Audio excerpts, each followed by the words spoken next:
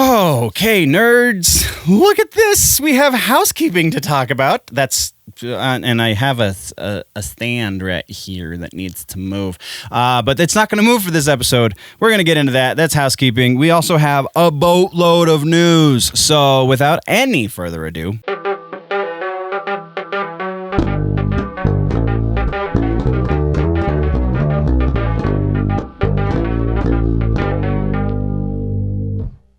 Okay, so housekeeping. Stuff is different. We finally got mostly set up. There's still some stuff going on down here that is in flux that will have to be fixed. So this is not going to be permanent like this. It is going to be something very similar though. So thank you for your patience, but this is close to our permanent home.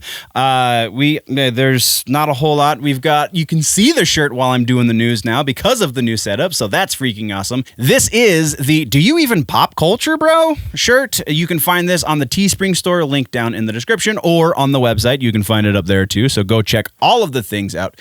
That I think is all we have for housekeeping. Before we jump into the news, don't forget to smash that subscribe button and the like button if you haven't already. Much appreciated. It is free. It's not like it really costs you anything. I just show up in your feed when you're on the YouTubes and such. So that being said, let's get into the news. Starting things off like we do is music. In music, we have two pieces. First, Genghis Tron is apparently coming back. They didn't ever... See, this was news to me in that I thought Genghis Tron was done. Genghis Tron is one of the most interesting live shows I've seen. Very small venue where I saw them. They opened up for Converge, and just a whole lot of really crazy light stuff, very techie kind of melodic hardcore kind of stuff going on. And the light show reflected that, as weird as that was. And I don't even think they had a drummer when I saw them. I'm pretty sure they just had a drum machine. So very crazy, but they are coming back. They were on hiatus. They did not break up. They were on hiatus. And now they are in the studio, as bands want to do during quarantine. They are in the studio with Kurt Ballou, the legendary Kurt Ballou from Converge, behind the mixing board for them. They are working on a new record that should be out in 2021 sometime. They didn't give a more specific date than that. So we're moving on to our next piece of music news, which is The Refused. The Refused gave us The Future Sound of Punk, I believe was the name of that record. One of the greatest punk rock records, actually one of the greatest records to come out of the early aughts. So I think that was like 2002 is when that got released. Fantastic record. If you haven't listened to it, go do that. That's not the news though. The news is, this is actually a crossover piece of news because this also has to do with gaming. The news is that The Refused are going to be lending their sound to Cyberpunk 2077. The game featuring Keanu Reeves, well, one of the games at this point featuring Keanu Reeves as one of the main stars. That's just really interesting. There was no details on how many songs they're lending their sound to, but they are going to be represented to some degree in the game itself because they are going to be the band Samurai inside of Cyberpunk 2077. So as the game releases, we're going to be talking about it because that's the most hyped I've been about a game that wasn't either Halo or Mortal Kombat in a long time. So moving on, let's get into the TV streaming. We have follow-up, a singular first day with the new mouth, singular follow-up. That has to do with the Animaniacs. We have been keeping tabs on this ever since it was announced like 2 years ago. The 13 episodes for the new season that is going to Hulu finally have a release date, and it's really not that far off. It's November 20th of this year. That's right. Hulu will be giving us 13 more episodes of Animaniacs. I don't know how exactly that worked out because Warner Brothers owns the HBO Max app, but they're letting Hulu, which is mostly owned by Disney, do their new flagship animated series just seems really weird. But it's happening, and I'm super excited. That's all follow-up. All right, so now let's get into the actual news. First up, we have Wizard World Digital. Just happened over the weekend, and as I was watching through some of this stuff, actually, there was a little bit more interesting. So go look for Wizard World Digital panels and such on the YouTubes. There was way too much to talk about each one individually, but there was a little bit more there, I feel like, than Comic-Con at home. The thing that I want to talk to you nerds about, though, is the inclusion of things like, what was it? The Nanny, I believe. Where did my notes go? Yeah, The Nanny and General Hospital. Like, The Nanny, I can kind of see because it's a sitcom, but General Hospital being a soap opera, even The Nanny's a bit of a stretch. So the question I have for you nerds is the inclusion of such things that are not traditional nerd fare, that it has nothing to do with a comic book in any way, and has very little to do with any nerddom, fandom, whatever you want to call it, geekdom, that would generally attend a Wizard World convention. So does the inclusion of these two, and there were a number of other ones, but these were the biggest ones that stuck out. Does the inclusion of stuff like this signal to you that the fandom is growing, that the acceptance in the community is growing, or is it something a little more dark in that it's kind of ushering in the demise of Wizard World? Because they've kind of been on a downslope. I keep bumping this dang microphone.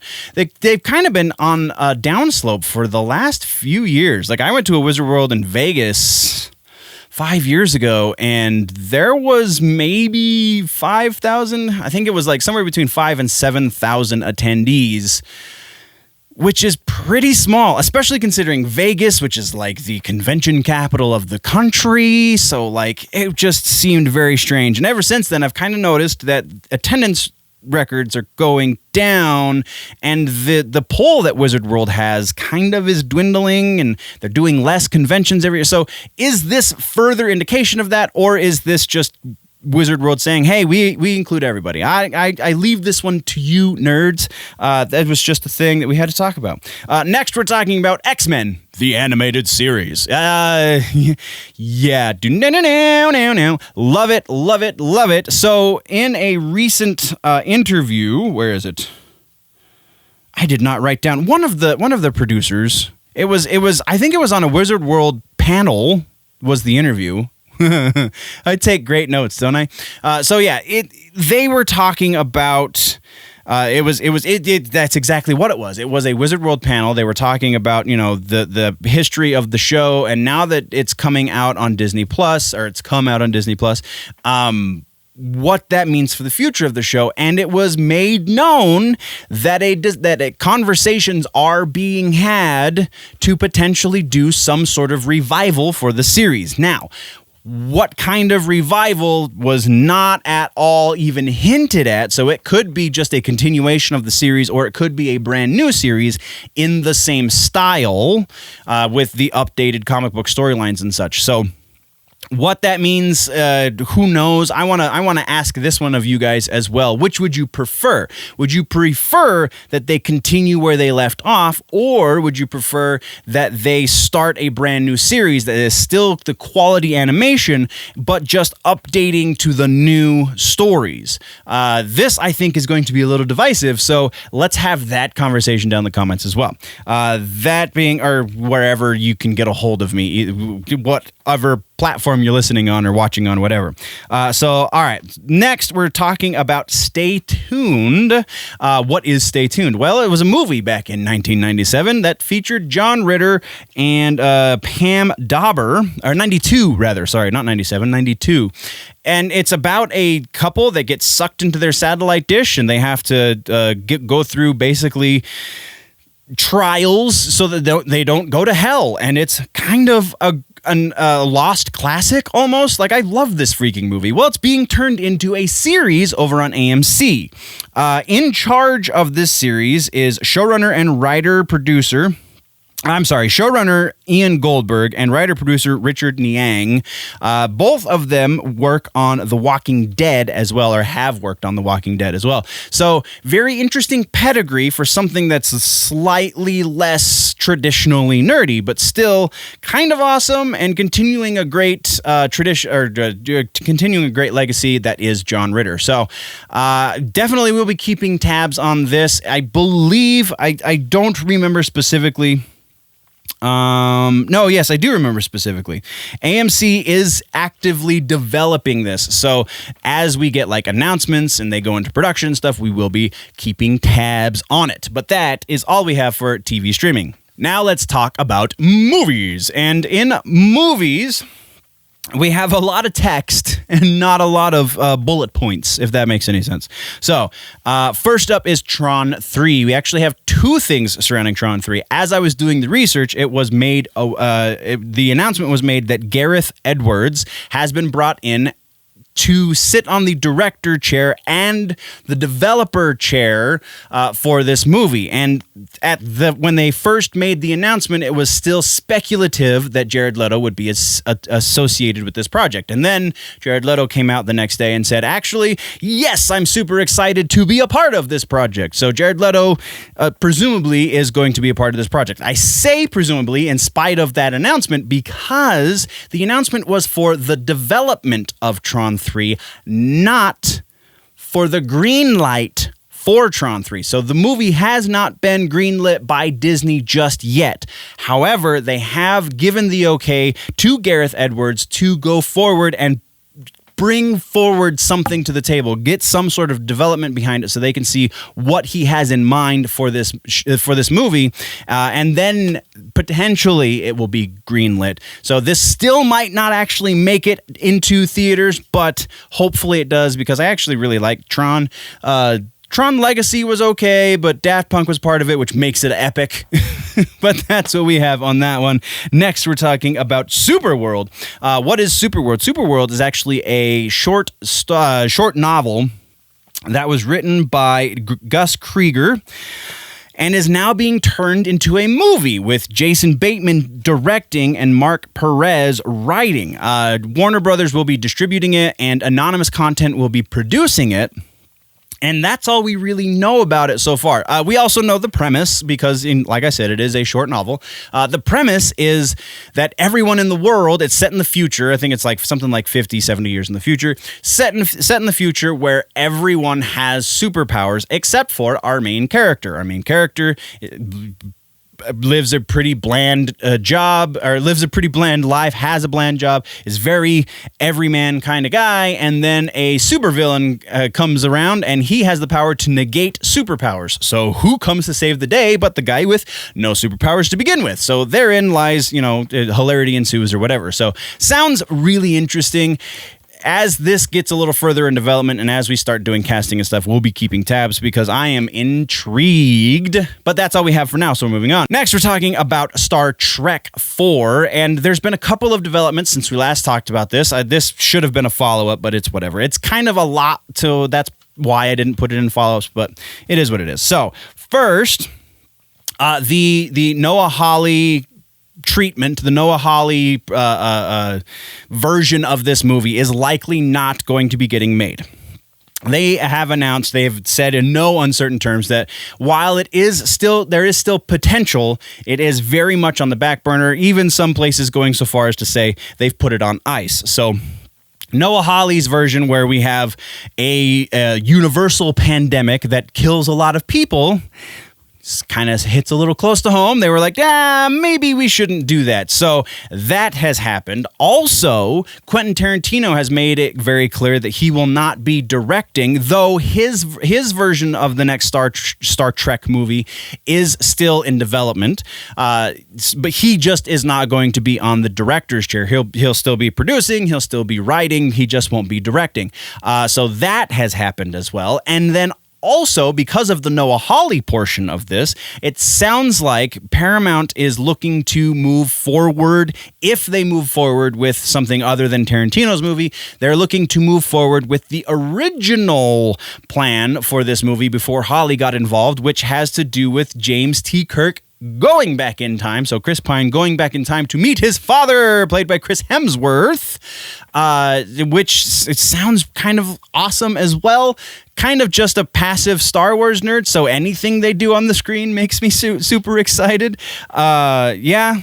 That's all we have so far. There's so much going on in the Paramount camp that there's rumors that are floating around about that too. We've talked about them. We've talked about at least a variation of them, so we're not going to be covering any of them on this episode. But very interesting. Hopefully this actually comes to light. We're moving on because I'm rambling. Next, we're talking about Antebellum, and this is our final movies piece for the episode. Antebellum, the Janelle Monáe-fronted horror movie that we've been seeing trailers and such for some time now, and has been getting moved back, just like everything else in Hollywood these days. Finally got moved to video on demand. Video on demand release date is September 18th. It is going the traditional route, not the Mulan route. It's going traditional route in that it's going to multiple video on demand platforms, and it is only going to be $20. But again, as we covered in the last episode, that means you have a 48-hour rental, and then after that 48 hours, you no longer own the movie. So do with that information what you will, but now we get to see Antebellum. We don't have to leave the comfort of our home because some people are going to be very uncomfortable with that thought. That's movies, though. Now, gaming and tech. First up is the Xbox Game Pass Ultimate. So for those of you that don't know what that is the Android. It is exclusively on Android because iOS, the iOS store is very limiting in what and how it lets people make games for their store. But the Android app is basically Xbox Game Pass on your Android phone. You get this really cool controller that has a mount for your phone, and then you can play straight from the cloud. Well, officially, the beta test for the app opens today. I could not find, because I looked, I could not find exactly how to become a part of the beta test. So presumably, if you are not already part of the beta test, you won't be part of the beta test. That being said, the official 100% launch date for the app is the 15th. So you only have to wait a couple of days. So it's not that big of a deal, but it's still pretty cool. Hopefully, eventually, they can get that iOS situation figured out. To start, there will be over 100 games. All of the Halo games are part of this package.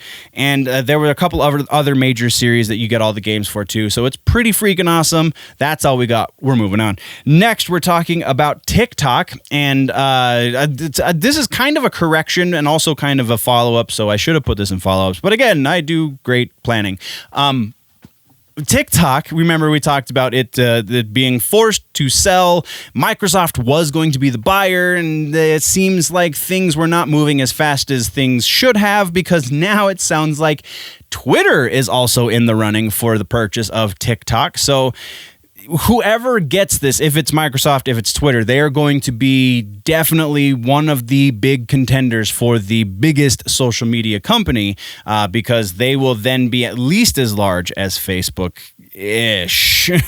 But that's what we got there. Next, we have a really interesting piece on the Xbox Series X, the next gaming console from Microsoft, and that is that what was the name of it? I know I put this one in here. The Lockhart system. Remember, we talked months ago, before we knew it was going to be called the Series X, we talked about how they were potentially working on two different versions of the next Xbox console. One of them was being dubbed Lockhart, and I can't remember what the other one was being dubbed. And then the other one got revealed as being for real, and they gave it the name Series X. Well, now we know that Lockhart was also for real, and it is being dubbed Series S. So there's two new consoles. Presumably, all we know is that it's going to be called Series S, because somebody bought a pro gaming controller that is future-proof, so it will work on the Xbox Series X. And in their packaging, and I'll try and find the pictures so we can put them up here, but in the packaging, it said compatibility with Xbox Series X, Xbox Series S, Xbox One, Xbox Live, PC, so on and so forth. So The packaging is what leaked this. I don't know how that got overlooked, but boy howdy. So now we know it is really a thing. What the thing is exactly, we don't really know, because it could be any number of things. Could be a discless Series X, much like the Xbox One S versus the One X. Very similar naming scheme, so presumably that's again what is happening here. We don't know. As we find out, we will be talking about it. We're moving on. Next, and finally, we are talking about Earthworm Jim. There is a new trailer for Earthworm Jim 4. It leaves a lot to be desired. You can find the link down in the description, and it also is an exclusive to the new Intellivision gaming console, the Amico. So they really plan on selling a whole lot of copies. Notice the sarcasm. We're moving on. Now we're talking comic books, and we have just two pieces. First up, AT&T is restructuring DC. There are a lot of people just lost their jobs over at DC and the DC Universe app. So again, this could have been a tech update, but I put it in comic books because most of this stuff is coming from the comic books division. Some of this is Warner Brothers DC branch and so on and so forth, but most of this is comic books. Two of the more interesting pieces are executive editor Mark Doyle, who was part of the oversight on the Black Label launch, and Jim Lee. Jim Lee did not get fired, but he will be transitioning out of the chief creation officer role into something else, presumably in the new structure, as AT&T sees fit. So there's a lot of jobs that were just lost, so we are going to be expecting less DC books in the near future. This also is fueling rumors that Warner Brothers and or AT&T is looking to sell the comic books line to somebody else. But that's all we got.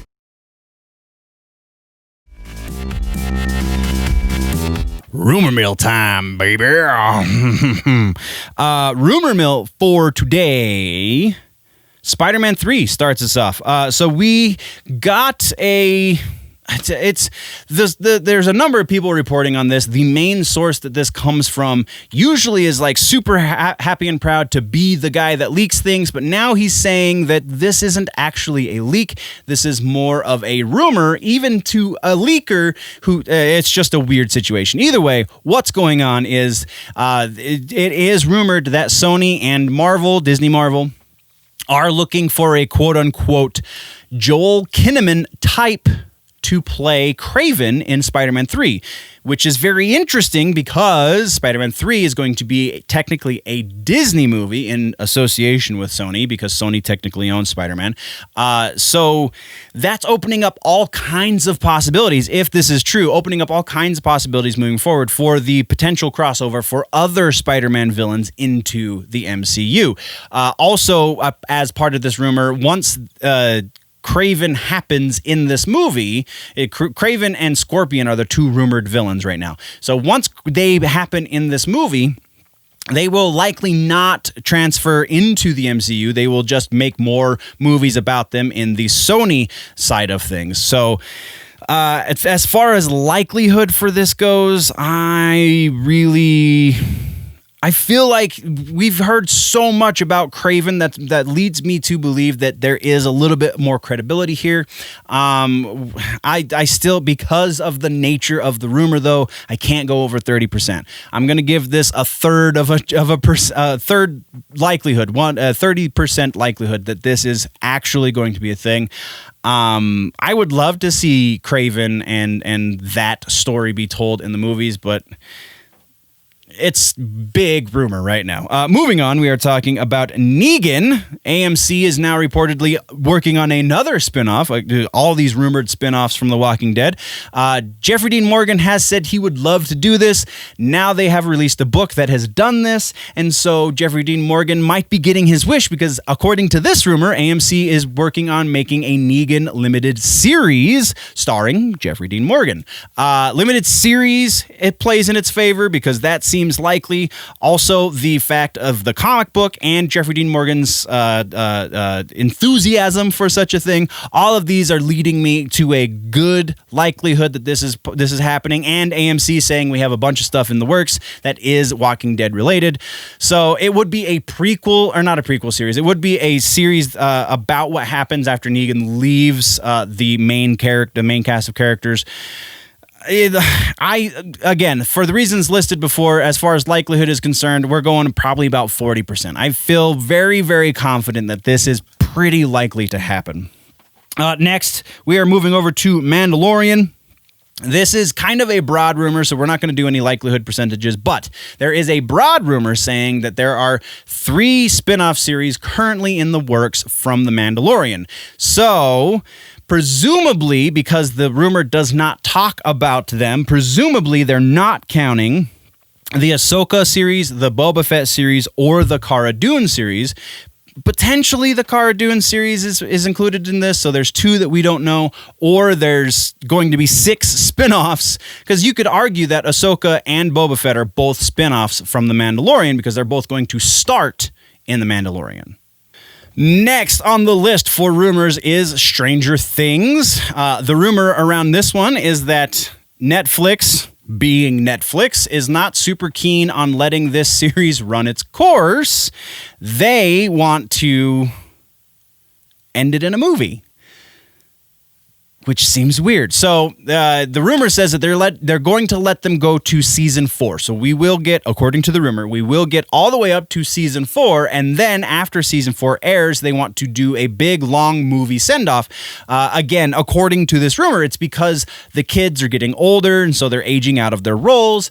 Likelihood on this one, I feel like, as much as I don't want it to be so, I feel like this is about 50-50 because of the track history we have with Netflix. We're already beyond the regular series limit that they allow for most of their series, because we have more than 32 episodes.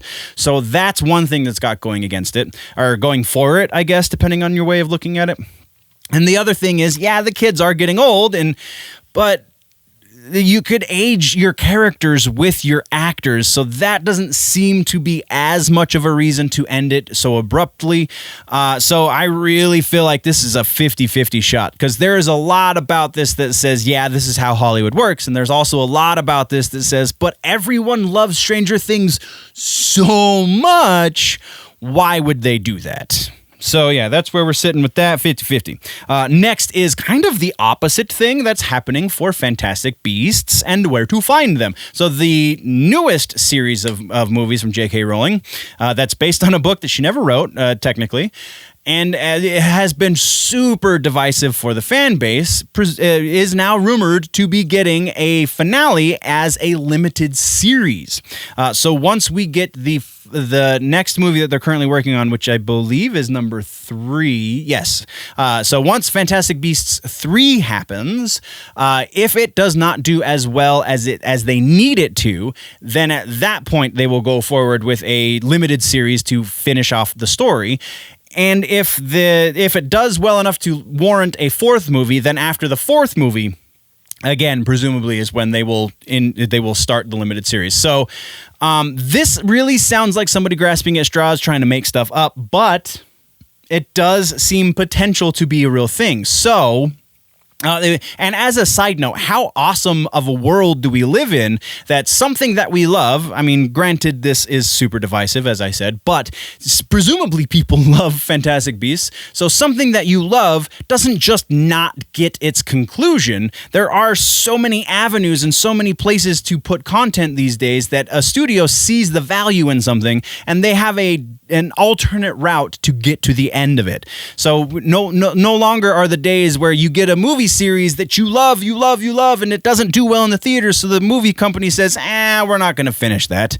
That just, imagine what would have happened with like the Hunger Games series forever ago, or the, what was the other one? The Maze Runner series a little while ago. Not forever ago, it was only a few years ago, but that's how drastically the landscape has changed. Anyway, I'm rambling. Likelihood for this Crimes of Grindelwald, or the Fantastic Beasts situation, I'm going with about 40%. I'm not as not as convinced as I am the Stranger Things piece, because there's not a whole lot working to say one way or the other, which kind of lends me to believe it'll go the other way that it was originally intended, but only slightly. So again, 40% likelihood that this is actually a thing. Next, we are talking about X-Men, and X-Men in the MCU, not the animated series. There's no rumors around that one at this current point in time, because we know that they are actually talking about bringing it back. Anyway, sorry. So this rumor says that Shia LaBeouf is being looked at to play Iceman in whatever iteration that character is going to come to fruition in the MCU. This is a really interesting thing to consider, because Shia LaBeouf can be a fantastic actor. He can also be a horrible actor, but he can be a fantastic actor. So why wouldn't this be the case? But also, we know that we're so far off, it doesn't make sense that they would be looking to cast this character just yet. So 6 one way, half a dozen the other. I'm giving this one about a 50-50%, because he's young enough to be a version of Iceman, though again, if we're going off of what we assume Feige's plan is, he's probably not young enough, because presumably Feige wants to start with most of the main X-Men as very young, and Shia LaBeouf is about my age, so he's in his mid-30s. And it just doesn't, I'm really riding the fence. So again, 50-50. And then our final piece of rumor has to do with The Mask. We already know that Jim Carrey, at least the character of The Mask, and presumably Jim Carrey, are going to be making a cameo appearance in the next Space Jam movie. The Mask is going to be he's been teased. We saw the teaser trailer. We saw that The Mask was in it. The rumor is that The Mask is going to be the referee for the big basketball game at the end of the movie. That being said, this rumor says that Jim Carrey is going to be signing on for 2 more movies, making The Mask into a trilogy. Presumably also Cameron Diaz might be coming out of acting retirement, because that's a thing you can do when you're in your 40s, 50s even, in Hollywood, because yeah. The rumor also goes on to say that is a possibility as well. Yeah, again, 50-50 on this one.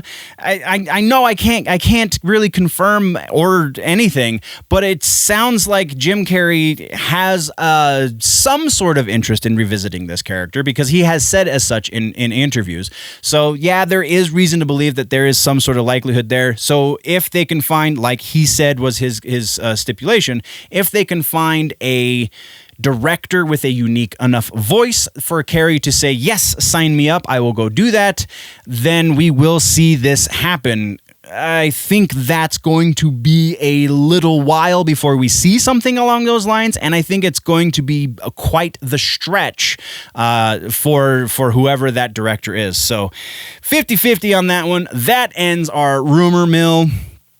It also ends our episode. So what did I miss? What should we talk about in the next one? Let me know in the comments down low. If, though, you want to go deeper in the conversation, jump over to the website, generallynerdy.net, or the Patreon, patreon.com/generallynerdy, if you want to support and get even more content. There's all kinds of stuff going on this channel, too, so you should be able to click or tap the boxes right below my face. If you're falling behind your nerd news, you want to catch up, you can do that as well. Don't forget to subscribe. Hit the like button if you like what I'm trying to do. There's another button that does the opposite, but either way, I'm okay. I ain't mad at you. Thank you very much, nerds, for joining me. Before we get out of here, always remember that if it's generally nerdy, it's probably here.